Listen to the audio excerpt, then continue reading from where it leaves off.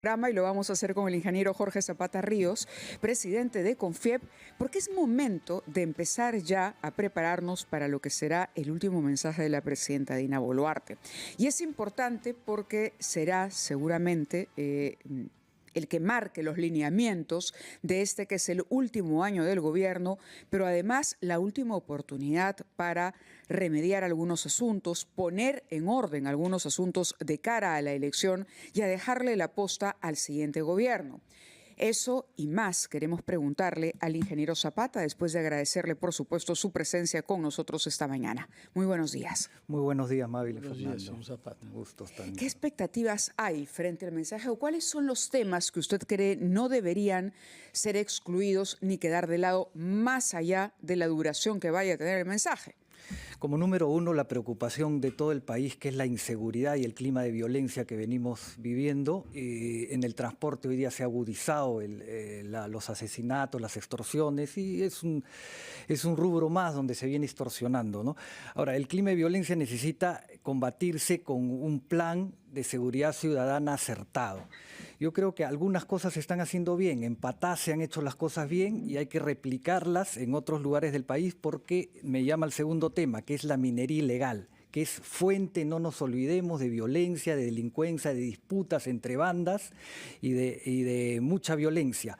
Entonces, hay que eliminar la minería ilegal. No se va a poder hacer en un año, pero vamos dando los pasos para reducirla y que en el corto plazo podamos eliminarla y formalizar a todos los que están dentro de la informalidad hoy en día, ¿no? Hay que replicar lo que se ha hecho en Patás y, sobre todo, lo más importante, no retroceder en lo que ya se ha anunciado. Cuando habla de Patás, ¿se refiere básicamente a la coordinación entre Fuerzas Armadas y Policía?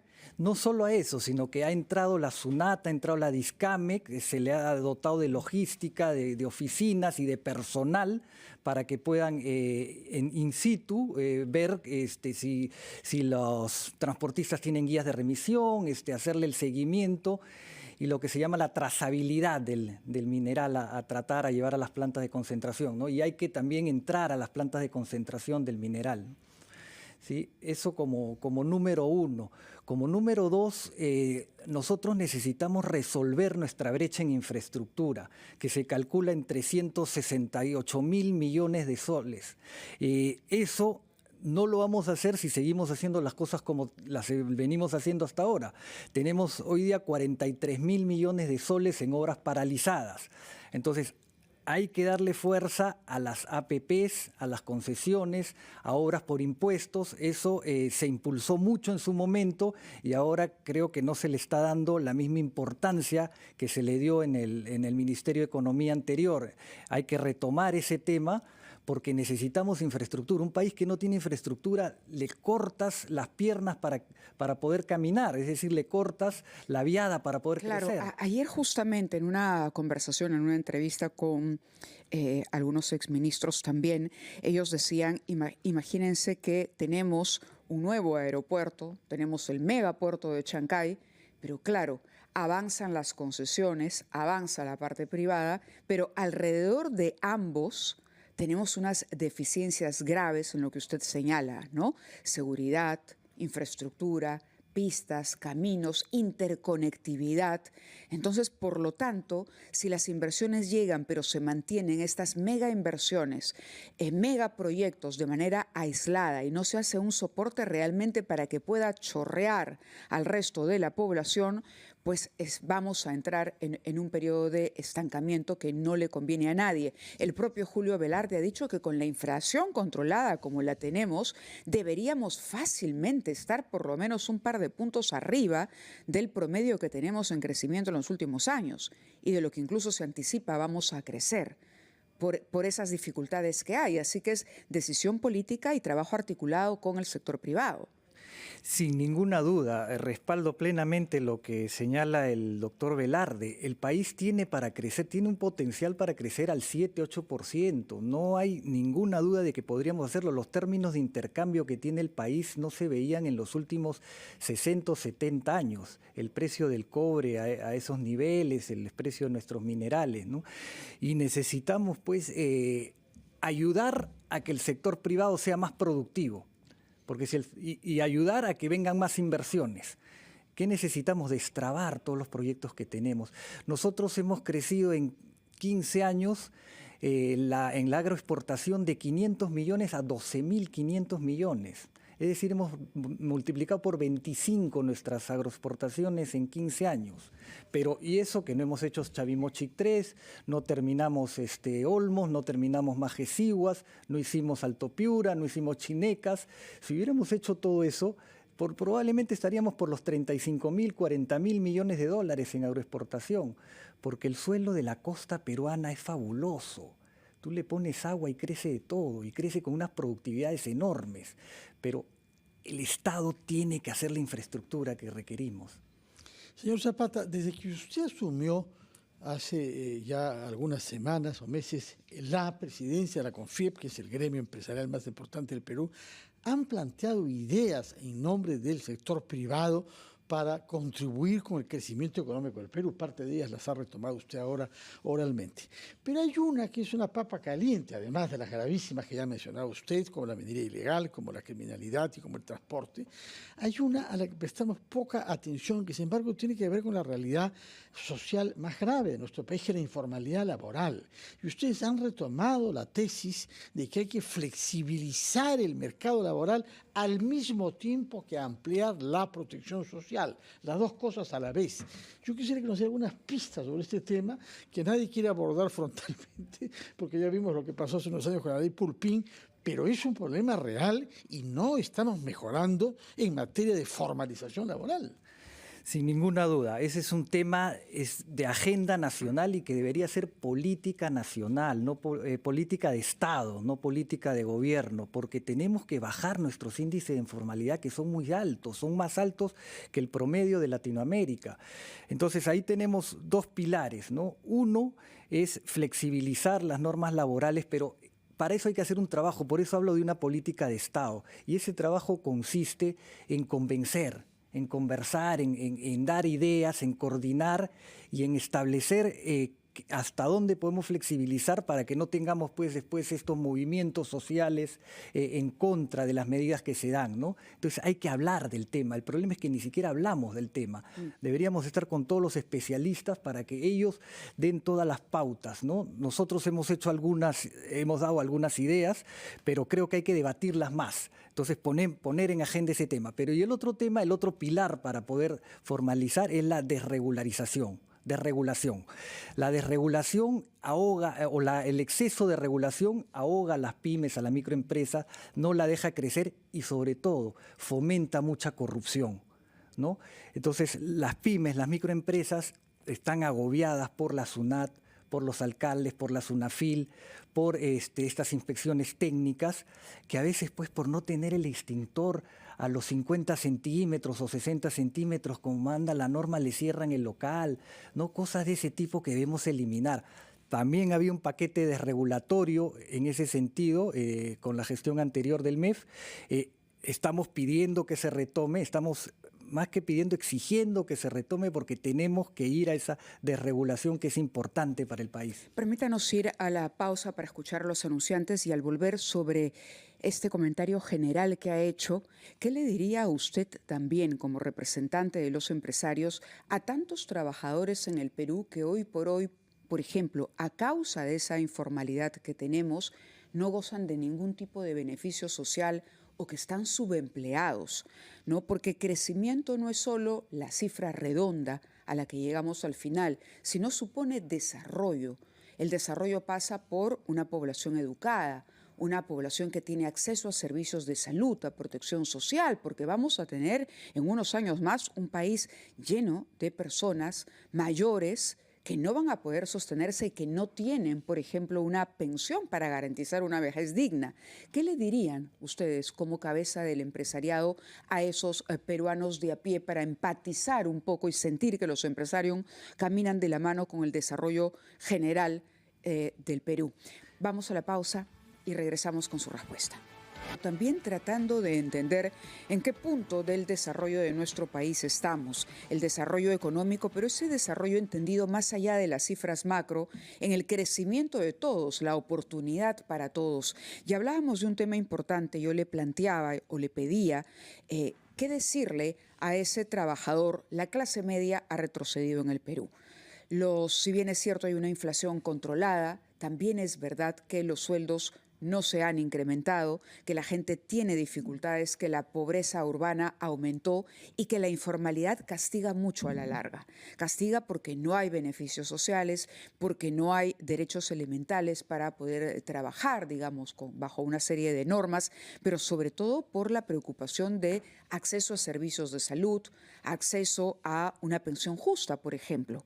¿Cómo hacer? ¿Qué sugerencias puede plantear la CONFIEP para no solo flexibilizar, digamos, el sistema laboral de manera de no hacer una planilla excesivamente cara que no permite el crecimiento de las empresas ni que haya más empresas formales, pero al mismo tiempo también cumplir con esos trabajadores que a la larga impulsan ese desarrollo integral? Sí, número uno, no debemos poner el tema o esconderlo bajo la alfombra. Hay que tratarlo, conversarlo, y yo felicito la pregunta porque nos hace justamente hacer lo que tenemos que hacer, ¿no? Conversar sobre el tema. A ver, bien se ha dicho, hay personas que trabajan que no tienen un solo derecho laboral. O sea, no tienen una pensión a futuro, no tienen un programa de salud, no tienen feriados, no tienen AFP. liquidación, no tienen nada, ¿no? No tienen absolutamente nada. Entonces, hay que explicar, hay que hablar con los técnicos para ver cuánto se le puede dar poco a poco a esas personas para que vayan formalizándose con algunos derechos elementales primero y poco a poco ir llegando a los derechos que tienen todos los trabajadores, ¿no?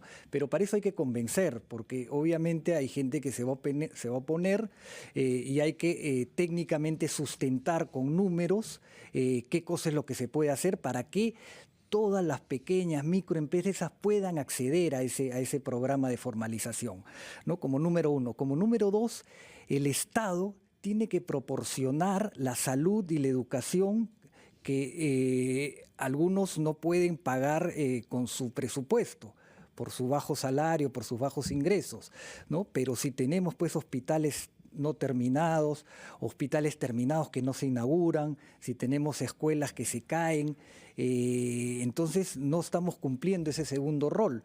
Pero perfectamente si el Estado pudiera hacerlo, construir los colegios, los centros educativos necesarios y los hospitales, postas médicas necesarias, toda esa gente se atendería en estos centros y acudiría a esos centros de educación, ¿no? Mávila, estaba leyendo hace poco, el Perú ha crecido en su presupuesto público desde el año 92 de 7.000 millones a 250.000 millones. Fíjense ese salto de 7.000 millones a 250.000 millones de soles, pero no somos capaces de poner al servicio del ciudadano la infraestructura, los colegios para la educación, las postas y los hospitales para la salud, ¿no? Cuando uno habla con los ministros, y aquí voy terminando para que Fernando haga la pregunta, ellos dicen, pero hemos invertido más, hemos destinado más recursos.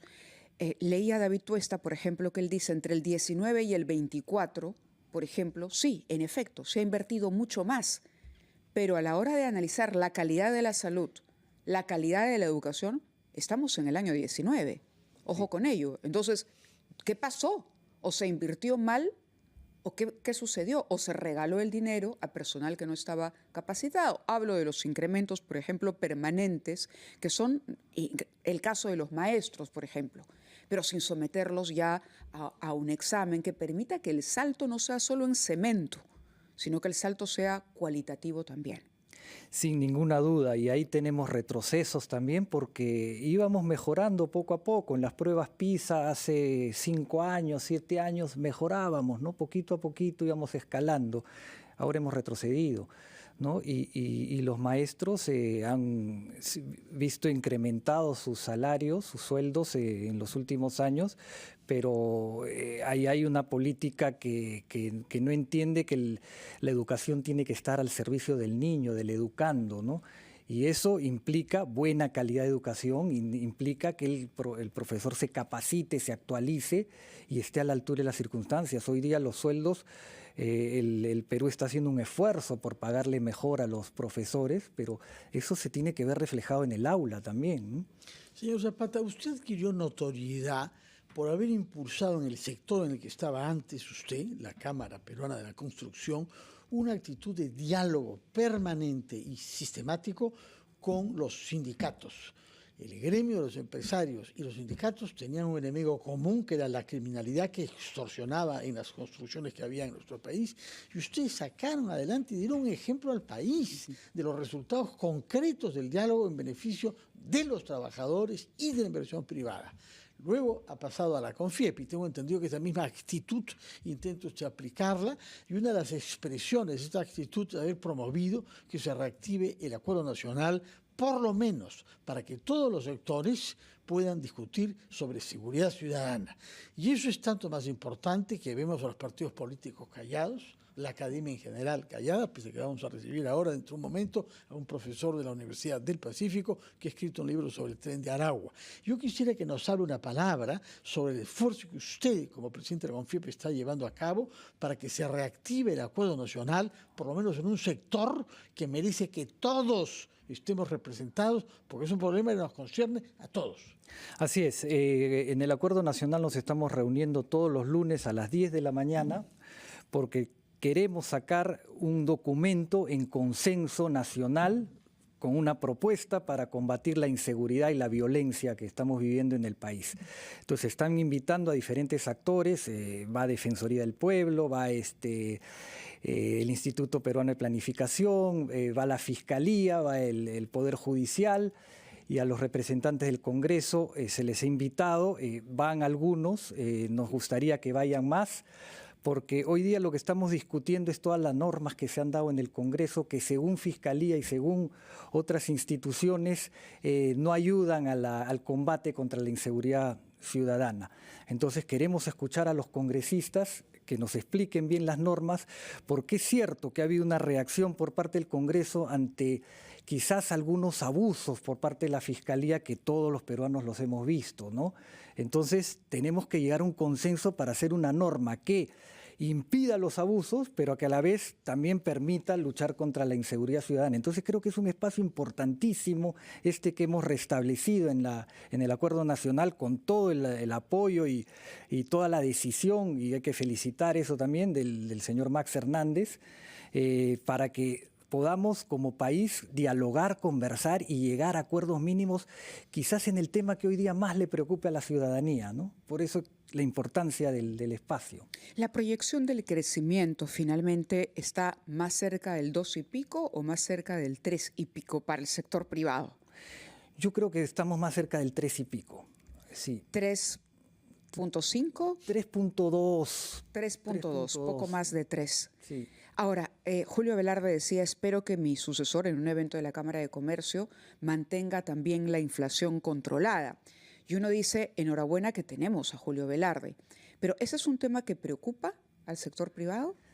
Mire, ¿A la empresa? La verdad que a mí personalmente no me preocupa, y con los empresarios que hemos conversado sobre el tema, no, porque hay que reconocer la calidad, el esfuerzo y la constancia que ha tenido Julio Velarde, pero yo creo que tenemos excelentes economistas con la misma idea y con el mismo convencimiento de la importancia de mantener políticas en el Banco Central de Reserva que permiten que lleguemos a estos números, y que ¿no? inspiren ese mismo respeto y consideración, porque está claro que dada la reputación, el prestigio, que es importante en este caso, hemos finalmente, creo que los peruanos, la mayoría de los peruanos coincidimos en que su presencia ha sido sumamente valiosa para garantizar esa inflación baja, al punto de haberlo protegido de embates políticos. Así es, y no solo la inflación baja, ¿no? Las reservas internacionales que tenemos, ¿no? El tipo de cambio que tenemos, que es el más sólido de toda la región, ¿no? Realmente el Banco Central ha hecho un trabajo fabuloso, pero ahí hay un tema que es bien importante, que también debe servir de ejemplo. Julio Velarde es la persona más adecuada para dirigir el Banco Central de Reserva, sin ninguna duda, pero adicionalmente ha estado 15 años en el banco. Entonces, esos tiempos largos en que un funcionario permanece ayudan a que las instituciones vayan mejor, ¿no? Yo quisiera, por mi parte, terminar con una pregunta sobre un sector específico, que es el sector petrolero. Por una parte, tenemos un debate sobre la empresa Petroperú y las reestructuraciones financieras sucesivas que ha solicitado por parte del Estado. Por otra parte, no encuentran socios para explotar el lote 192. Y al mismo tiempo se habla de la eventualidad de reservas petroleras de 500.000 barriles diarios en la costa norte, lo que significa la presencia de grandes empresas internacionales como Chevron. Su opinión sobre este sector y sobre lo que él puede ofrecer justamente al crecimiento económico de nuestro país. Sí, Petroperú es justamente el polo opuesto al Banco Central de Reserva, ¿no? Politizado, decisiones políticas más que técnicas, mucho cambio de personal, ¿no? Los presidentes duran muy poco, los gerentes duran poco, y hay que profesionalizar Petroperú, pero Petroperú tiene que ser una empresa sostenible, y si no es sostenible hay que tomar otras medidas, ¿no? Ya el directorio anterior había hecho 3 propuestas, 3 formas de hacerla viable o de liquidar Petroperú, pero lo que no podemos hacer es seguir alimentando a Petroperú para que tenga una deuda cada vez más grande y que muy probablemente no la pueda pagar, ¿no?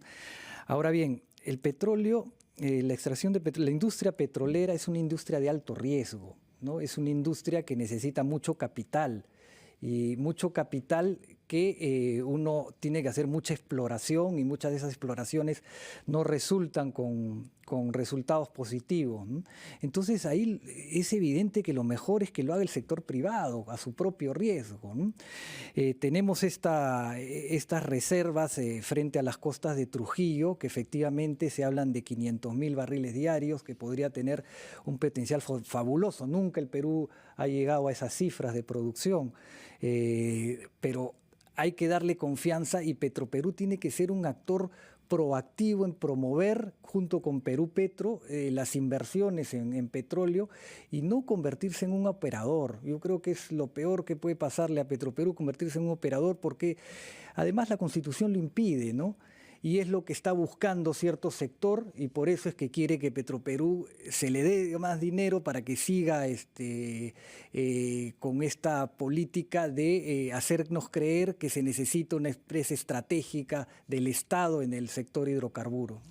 Señor Zapata, muchísimas gracias por estar acá, por hablar en su calidad de presidente del CONFIEP, repito, el gremio empresarial más importante y más representativo de nuestro país. Quedan temas pendientes, como su voluntad de acentuar su presencia en las regiones, cosa que ya había promovido antes. La próxima vez conversaremos sobre este tema. Por el momento creo que hemos aprovechado bastante de la experiencia y de la visión del señor Zapata, presidente del CONFIEP.